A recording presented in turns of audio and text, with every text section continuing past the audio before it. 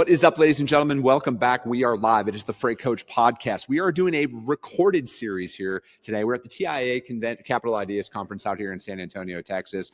And we are talking about probably one of the biggest things that is coming down in the industry here that I feel like a lot of people need to get prepared for. And both of you guys were just speaking on a panel about this. But Joe, Mark, thank you guys so much for joining me here today to really break this down. So what was your panel about, Joe? And kind of how are people not prepared for what is kind of coming down the path here? Yeah, thank you. And thanks for having us. What the panel was about was the NMFC changes for LTL classification changes. So it's 2025-1, and those take effect July 19th. And what these changes are is changes to classification and how these changes will affect not only the shippers, but also the carriers and also the brokers. So really what the panel is talking about is how to prepare for these classification changes. And really the reason the NMFTA did these changes is to simplify classification. So we had on the panel Mark from Averett, and we also had Keith Peterson from NMFTA that spearheaded a lot of the classification changes. And then we had James from Schneider, who represented the broker. And so, Mark, anything you want to add to that? Well, I think we had good discussion. I think that it's apparent that many shippers are ill prepared for the changes. And what we're trying to do is educate them to the best of our ability. NMFTA is doing a fine job of putting information out. Individual carriers better be. Yeah. I know that we at Averett are. So how are you, I'm a broker, right? So I feel like this is the time when a lot of us service providers need to be bringing a lot of this information to our customers to get them better prepared for it. Obviously, you guys understand that at Averett, the misclassification of freight dramatically can change stuff for your customers. So how are you guys as a provider going out there and really educating them and getting them more prepared for these changes that are coming down in July? Well, we've posted tools on our website. We've made marketing collateral for our sales team to share and use as teaching tools. We've done podcasts, we've done videos. We're trying to get the word out. Mm-hmm. It's one of those things where as a broker, our window of opportunity to really get in the door with people, to really show our worth, are kind of defined in moments like this, right? Like, and this isn't something that comes around very often out there. So, Joe, what is something that how can a broker access this information? Like, because this is obviously inevitably going to be where did this come from moment for a lot of people out there, because not everybody is, tuning in. They're not coming to these conferences. They're not going to websites and stuff like that. Is there anything that you guys have prepared where people can jump on, find this, print this documentation off, and bring this to their current providers, their customers? Yeah, that's a great question. So if you go to our website, nmfta.org, you'll see a lot of links to the classification changes. We've got where you can sign up to updates to the 2025-1. You can look at the full docket, but you can also look at guides that we've created. So we've created guides for the brokers. We've created guides for the shippers. We've also done webinars. We've created webinars specifically for the brokers, specifically for the shippers. And we're not done. Part of this is also creating tools. In the past, we had Class IT, and it was a complicated tool. It was basically taking the NMFC book and making it designed into software. It was over 10 years ago. We've really listened to the feedback from the brokers, and we've taken the modern technology and we've created a new Class IT Plus. And we think that will really help the brokers. The other thing with that is APIs. Yeah. A lot of the brokers come to us and said, hey, we're using APIs. Please develop new modern APIs. So we've met with the brokers and said, okay, what would you like out of these APIs? So we think that will help. And then, Mark came to us, I think it was about 2 weeks ago, and said, hey, we're hearing a lot of people say, how do we get information that's easy to understand about these changes? Yeah. And I think that was on a late Friday morning.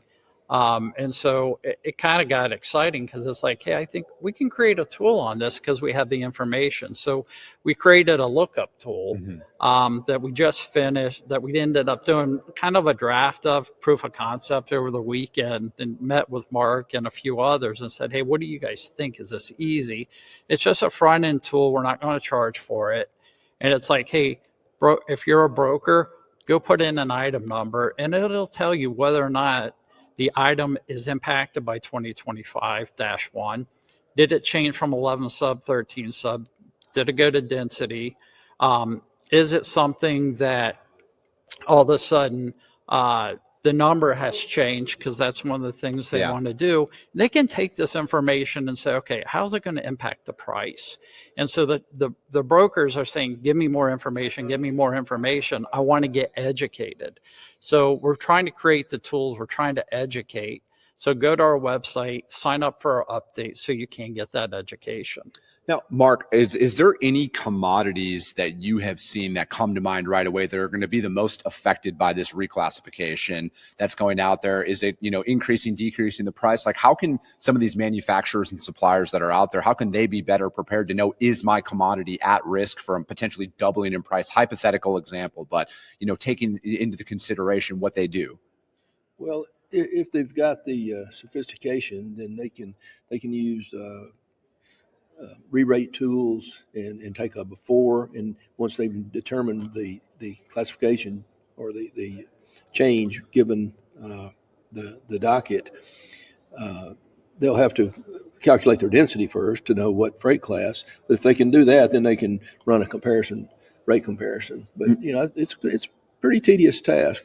Now, with you guys going in there and how you guys are quoting your freight and other LTL providers that are out there, did you guys go to them last year and say, hey, guys, this is coming down the pipeline here. You guys need to be prepared for this, for when this classification change comes in? As a provider, were you guys ahead of this months in advance to make sure all of your customers were aware of this? Well, we were way ahead of it, but how much of that message was heard and by whom? So we're not letting up, and we're trying to arm our salespeople with as much information and let them be the consultants, if you will, with our shippers. Yeah, and I feel like, because no matter what, right? Like, you can sit here and preach all of this stuff day in and day out, week in and week out, leading up to it, but inevitably there's going to be a group of people who are going to come and be like, why didn't anybody tell us this stuff, right? And that's why I feel like the power of social media and podcasting and everything right now is getting this information out in front of people, because there's enough uncertainty going on right now with the current administration, tariffs, everything else. There's a lot of stuff that could potentially positively or negatively impact the freight market, materials, commodities, and stuff like that are going on. So it's like another change coming down the pipeline that could blow people's budgets out of the water again here. And it's going to be 2020, 2021 all over again type of pandemonium, essentially, that could potentially trickle down. And now obviously there's some ulterior factors that are coming on here. So it's like, what is something that you think as an industry we should be doing now when we're 60, 80 days out from this actually going live? Well, just what we said this morning on the panel is it's all about communication and education. And it seems like we've touched almost every channel we can for that communication, but not let up and just keep on keeping on. Yeah. And is this something where it's like, the NMFTA can go out there, and put on more, is it like through content, right? Where we're going to do a breakdown on some of these classifications that, you guys collaboratively have came up with, like, hey, these are the most effective. And then maybe there's some targeting approach where we can start going out to some of those direct manufacturers and saying, you guys are going to be affected by this. Here's obviously you can't give out any potential rate increases and stuff like that, but like, your commodity is at risk from happening. That's a lot of what we're going to do with the lookup tool. We are going to look at, okay, what's being looked up. And hopefully that we can take that information and say, hey, we're getting a lot of lookups on this. We're going to use that data and say, hey, make sure if you're shipping this commodity, you're looking at this information. There's so many shippers out there. We really depend on the brokers. We really depend on the carriers to help communicate that out. And I think that's the message we really started in January, is to the carriers, hey, we need your help. We're not getting to the shippers. please help us communicate this out to the shippers. And I think the carriers have done a good job. We've started to see with the carriers and some of the brokers, them talking about it in their newsletter, them talking about it in social media, on their LinkedIn, them sharing posts that we're doing. And then NMFTA, we are, like, for example, at the conference this week. We're at a lot of conferences we typically don't go to, for example, Home Delivery World and a few others, trying to hit that community. But yeah, we are going to use that data and say, hey, this is something that we're going to do. We're also hitting some of the shipper publications we normally don't advertise to, just in an effort to really make sure folks are understanding. And if we do see a commodity that's not typical, that's being heavily searched, we're going to make sure we hit that market. A question that comes to my mind here is what was the driving force behind a lot of these changes? How necessary were these to really simplify a lot of the processing, right? Because, as a broker moving freight, like I don't tend to do a lot of LTL out there, but as a broker, the freight class change at time of pickup or the density, or if anything's off, it obviously affects price at that point. Was this more of a simplification approach to it to make it very clearly easy to understand what was going to happen, with these commodities? Do you feel like prior to this, it was a little too confusing out there and this is just kind of a way to streamline a lot of it? That's exactly what our customers have told us for years, like I've said, if not decades. And this is finally, we're going to do something about it. And yes, simplification. And with commodity, with density being so important, the most important characteristic, then classifying freight based upon that density, in large part, does simplify the process. There's no guesswork. It's those items that still have handling and stowability and liability issues that density is not by itself capable. But at the end of the day, by and large, far more commodities will be based on density. And yeah, it's a little confusing up front as we change over, but we'll get through that. Yeah. And I think our industry will be better. And those customers that were complaining about the classification, after they get over complaining about the change, then we'll all be happy. Yeah, no, and I feel like it's very important, right? I think it's very important to know, like, this wasn't a spur of the moment style situation, right? Like, this was, as you said, exactly right, Mark. Like, as you said, this is like years and years of feedback from your guys' customers, and as a service provider, we got to take that to heart, right? If our customers coming to us and saying, like, hey, this is confusing to us, we don't like this, eventually it has to get to the point. And that's why it's like you have to rely on the organization of the NMFTA to make these changes, break this data down to kind of have a sweeping change. And I'm just like, from my standpoint as a broker, I'd rather have it all happen at once than any like slow scale back approach. Like, hey, we're going to start here at hypothetical class 85 and work our way back. It's like, no, one sweeping change all at once. There's obviously going to be some pain points here as the transition happens, but 6 months time from now, everybody's going to look back and probably be like, that was A, way more smoother than we thought. And now B, it's a lot easier to run our operation. Yeah. And that was the goal. I mean, simplifying this has been in the works for a couple of years. And when I joined about 2 years ago and spent some time on the docks, I've been in the industry, the technical piece of it for a long time. And LTL was always, it's so confusing, classification. Yeah. And I know in talking to people, it's like, it's going to go away. This is why. It's just too confusing. And as I talk to people, it's like, hey, this is why it's confusing. And so as we got feedback, it's like, you got to do it fast. You got to do it fast. And so it's like, okay, what's preventing it? And it's like there was a hesitancy to embrace dimensions. It's like nobody wanted to, it's like a word you couldn't use. And so we came out in a conference and said, hey, dimensions is okay. We're going to embrace it. We're going to use it. And we're going to add it. And I know that was a little bit of a shock to people. Because even a dimension company, one of the big fours, came up to me and is like, do you know what you just said? I'm like, yeah. He's like, it's facts. I was like, either we do it or everybody's going to run away from us. And so, but that's the way you have to do it, because it simplifies what what it is. If not, everybody's going to come up with a different way to do it. And we do think with the 4 different characteristics, the handling, the stowability, the liability, that does have a place. And if you just say, hey, we're going to ignore the dimensions totally, then something else is going to come up. It's not going to be as good for the industry. And this is a 1 or 2 year process, but this is the biggest change that we'll do all at once. Yeah. Now, Mark, are you guys working with your guys' customers potentially? Obviously being able to consolidate a lot of the shipments that are out there. Are you working with them now with these changes coming down about possibly repackaging, redoing anything on their loading and unloading process to make it more efficient for your customers at the end of the day? Yes, but we've always been talking to our customers about packaging because we were concerned about the safety of their goods in transit. Mm-hmm. And so we've got a really good team that counsels and teaches our customers to how they can improve their packaging.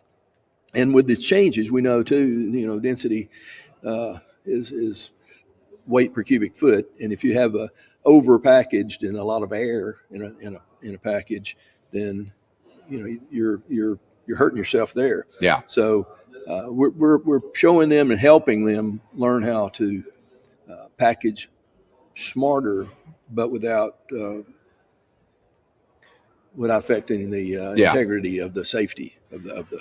No, absolutely. And I mean, I'm sure you've had this conversation numerous times throughout your career about like it being a game of inches at the end of the day, right? And like how big of a difference it makes out there for your customers to more efficiently package their product out there. I mean, I know I deal with that, in the full truckload space all the time, right? It's just like, hey guys, it makes a big difference. If we're talking about a half a truckload, 36 feet of deck, the price difference that comes with that as opposed to 20 feet in a full truckload. I mean, there's a certain point where it's like, hey, you guys, like there's such a small probability that we're going to be able to add anything onto that. That's why our rates are what they are, because the driver's not going to I know we look at it as, it's only 36 feet of the deck. There's still 18 more feet available or whatever that looks like. And you're like, yeah, but do you know how improbable it is that a 18-foot partial in that route is going to marry up with that and everything's going to work out? So it's like having that information out there, again, that's just it's going to make a more efficient sales rep on, whether you're a broker or a direct carrier, like yourself there, Mark, to be able to bring that information out there. Because again, I hear this time and time again from all of our customers. Listen, I'm a manufacturer. I'm not a transportation company. That is why I work with you. I expect you to bring this stuff to me. I expect you, if there's any legislation or changes that are coming down, to bring this to our attention so we are better prepared, so it doesn't ultimately affect their customer, which is obviously ultimately the end user of all these shipments. Yeah, couldn't agree more. We're selling space. Yeah. And that's the thing, right? That was one of the things that was a big learning curve for me early on. And it's kind of one of the reasons why I don't really like to do LTL all that often it's that grasping effect of it, and there's a lot of brokers out there who want to offer LTL or say they do LTL. But again, there's a big difference between offering it and actually executing upon it as a service. And that's why it's like, for, at least for me, anytime a customer comes to me with an LTL and I'm like, if you're set up with an LTL carrier, go directly to them. They're going to give you the best when it comes down to it, because that's just not my wheelhouse. And again, like you said, you've been coming to your customers for months, if not longer, about a lot of these sweeping changes that are coming about. And this is why people need to get out there now. Again, like it's going to come a point in time where the flow of information is at such a high level that it is on you as a service provider to break this down and bring it down to your individual customers. And that's what we're trying to do. Yeah. one customer at a time. No, and that's exactly it. And, Joe, from your guys' standpoint here, what is, another piece that you guys are doing to really get more, like, why should people be coming to you guys more now as opposed to waiting here any longer? I think it's proactive. You want to start having those communications now while there's something you can do about it. Because right now you want to start figuring out your classification. You want to make sure you're looking at your packaging. You want to start having those communications with the carrier. You want to make sure you're palletizing things properly. You want to make sure your processes are in place for the changes. Because we heard in the panel, people say, is there going to be a grandfather phase? And that's like, nope. Yeah. No, There's not. But we'll work with you as long as you've put some effort into it. And so if you do it now, and you're really taking it seriously and you've used the resources that we've put out there, you can go ahead and adopt the changes and learn from it and hit the ground running when those changes hit place. Where if you're total reactionary, it's going to catch you off guard. You also want to see, okay, what's the effect to the billing? Some may go up, some may go down. You want to go ahead and do that analysis, kind of like Mark said. You want to get into the details of this. So just to confirm, there's no extension. There's no grandfather period. July 19th, 2025, these are going into effect industry-wide. People need to be prepared now. We have, 60 days up until that, 80 days or whatever it is leading up to that. So July 19th, that's the date. That is the date for us, for NMFTA, correct? That's my story, and I'm sticking to it. I love it. Mark, Joe, thank you so much for taking the time to break this down. You guys, July 19th, 2025, we're going to make shirts. We're going to make social media posts out there, and we're just going to blanket it. So there is no confusion about when this is going to happen and why people need to be prepared. Thank you guys so much for joining me here today. That's going to be it for this episode, you guys. As always, if you got value in what you heard, subscribe to the show, ladies and gentlemen, which after this one, you better share this out there to more people, because if you saw value out of this, your network's going to see value. And most importantly, your customers are going to see value in this as well. I appreciate you guys. I love you guys. And we'll be talking to you soon.